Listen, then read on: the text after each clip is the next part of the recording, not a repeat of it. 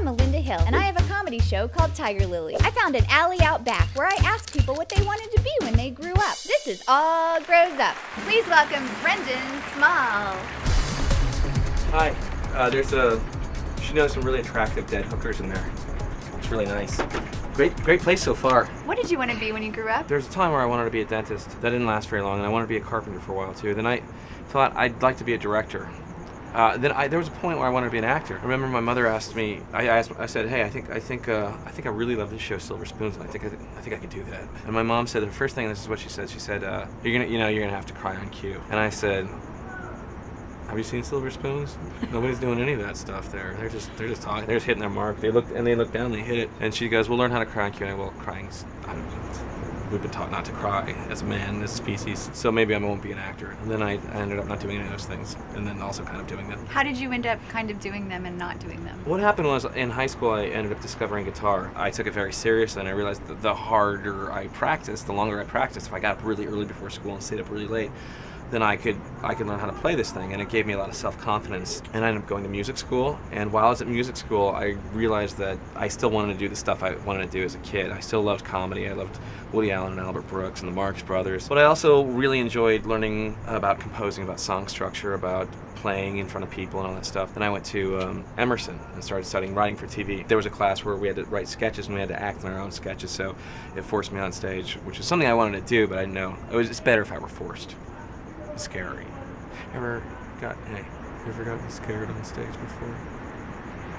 When I was 15 years old, I entered a guitar competition where I was not really ready. I wasn't bad on guitar. I could play some Van Halen. That was a big deal for me growing up. So I went and I performed, and what I didn't realize was that I actually had to be a good performer. I had to not be as terrified as a person could possibly be on stage, which is what I was. And it was one of the more humiliating nights of my life, was performing and being so nervous that my knees were literally knocking. And when I was playing guitar, it was the first time I ever played really loud, and there was a big amplifier behind me, and it was like I was killing 6 individual cats at the same time, one for each string of the instrument. And then from that moment on, I said, I can't let that happen again. I had a conversation when I got home. I flipped open my guitar case and looked at my hands and said, "Hey guys, what happened out there? We can't let that happen again." What did they say back? And they remained silent and they listened. A lot of times when people are abusive, that's how hands react. Well, Did you ever apologize for verbally abusing your hands? No, they got the picture. We have an understanding where we don't have to talk about those things. They were out there trying to help you start your career. They fucked it up. The fat sausage fingers missed everything. My hand at one point was on off the fretboard, just like wiggling around. I said, "Get out of there! Get over there! What are you doing?" But later on, I had to also learn how to do comedy and get up in front of people, and also my goal was to be clear-minded and be able to think through a set and be able to try stuff that's new and be able to speak to an audience and act like, something's actually happening in this room. When I first started comedy, the guy who ran the club said, "Hey, you know what? Maybe you don't want to do stand-up." That's what he said. I said, "All right, well, let me you back off. All right, first of all, don't tell people they can't do things. And secondly, this is helpful because this is gonna drive me to work harder and to write better stuff and to work harder." And that's how it always works, is that I have to humiliate myself and fail first, and then take a look from every angle and then get better. What kind of advice would you tell other people? Get your own TV show.